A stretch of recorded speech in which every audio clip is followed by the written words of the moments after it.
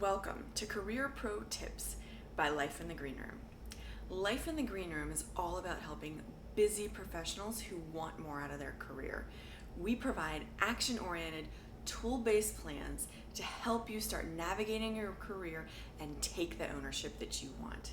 Career Pro Tips is a weekly video series where every week we dive into a topic that's relevant in the everyday common workplace, and we provide tools, tips, and tactics to help you take action right away if that's something that's resonating with you. My name is Heather Green McGlynn, and I'm the Vice President of Marketing at a Fortune 500 company. I've used all of these tools, and I've seen my colleagues, peers, and team use them too. I know they can help you take ownership of your career. Today, in Career Pro Tips, we're launching into episode 23, which is actually the start of a two-part series on motivation. So this week and next week, we're diving into motivation at work. And today specifically, I'm going to talk about how do you get motivated at work when you in general like your job, but you're having an afternoon or a day, or hopefully not, but maybe a week where you're just not feeling it. Next week, I'm going to talk about when you feel like you're disengaged and you're not enjoying your job at all, because I think that's a very different form of a motivation problem, and the actions required are very different. So today I'm talking about, in general, you're happy with your job, but you have those days where you're not getting as much done as you want, and you're just not feeling excited about it. First off, I want to talk about and say this is completely normal. Nobody that I know is 100% motivated all the time. So I think the first thing you need to do is say, okay, look, this happens to everybody. How do I get through it in the most productive manner possible? The second thing that I want you to think about is that how do you snap out of it the quickest? Like, okay, I'm not motivated 100% of the time. That's totally normal. I don't want to become a disengaged employee. What can I do to get myself back on track right away? So I'd start off by just comparing this a little bit to exercise. So usually when people start a new exercise or diet program, they're really excited. And so for the first few weeks, nothing is stopping them. They're going to the gym, but then life happens. They get tired, they get busy, they get sick, and all of a sudden, what do? Do they keep going to the gym, or do they not keep going to the gym? So if you go into an office, I'm not talking about getting yourself to work. I am assuming that you are schlepping yourself into the office. Now, if you work from home, that's a different story. But I'm assuming you're getting yourself into the office. What I'm talking about is you're there, make it good. Like getting yourself to the gym, but doing nothing when you're there, but grabbing a coffee from the coffee bar and sitting in the lobby, that doesn't actually help you get your exercise in, right? So once you're at work, make it productive, make it work for you. And that's what we're going to talk about today. There's so much places where people are disengaged, and it's so tough. Everywhere is under-resourced. You don't want to waste the time that you have when you're there. So I have seven different tips that I'm going to talk about today that could help you. Now, I want you to note that some of these tips are opposing, and that's on purpose. I don't know what's going to work for you, so I wanted to give you an array of options so you can choose the ones that are going to be the most helpful to you.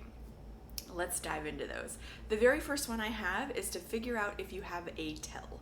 So a lot of times you might have something that you're doing or that's triggering, and that's when you're tied to your demotivation for the day, and you can actually recognize it early and start to do something versus waiting until 2 or 3 hours have been wasted. So there are a couple of options. Do you all of a sudden need to shop online? Do you need to walk around and talk to somebody? Do you need to go to the water cooler? Do you need to go get something to eat? Do you need to surf the internet? There's a million different things. Figure out what your tell is. Mine, 100%, is I need something to eat. And I mean, I need something to eat that's not the nuts or granola bars that I keep in my desk. It is something I have to move away from my desk and buy. It's not healthy. It's probably a bag of chips, and it's desperate. That for me is a huge red flag. Almost always happens in the afternoon. Okay. So what big deal, I know what I have a tell is. The benefit of that is when you see it and you know it, you can react right away to get yourself back on track. So tips 2 through 7 are all about what to do once you recognize that you're unmotivated, whether or not you have a tell. So the second tip I have is to actually do work. I know, that sounds like the most boring tip that you've ever heard, but it can really help. So for me, when I feel that way, sometimes I set my timer on my watch or my phone for 30 minutes or 60 minutes, and I'm like, I am not looking at my telephone, I am not answering emails. I'm going to be dedicated for the next 30 minutes on this task, and I'm going to try to get it done. Once those 30 minutes are up, if I still want my snack, I go get it. I'm not trying to deprive myself. That's my own personal rule. And sometimes that really helps me kind of get in the groove. And look, for me, everybody do themselves, like you do you.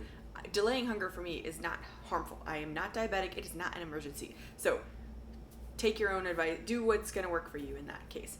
Okay, let's move on to tip number 3. Sometimes I like to work in my planner. So I'm a huge planner.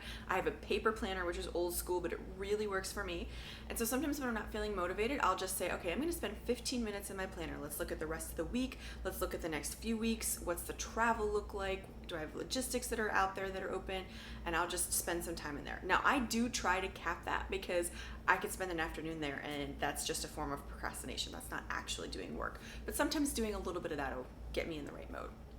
Tip number 4 is sometimes I do some easy or administrative work. On a regular basis, I am like maniacal about working on my biggest thing and my most difficult thing first. I work on my frog, which is a tribute to Brian Tracy's Eat That Frog book, which is to do your most difficult things. But when I'm not feeling motivated, sometimes I just can't go after that big hard thing. And so I'll say, okay, I'm going to spend the next 60 minutes working on all of the administrative things that are piling up. I might have invoices to process. I might have an expense report to do.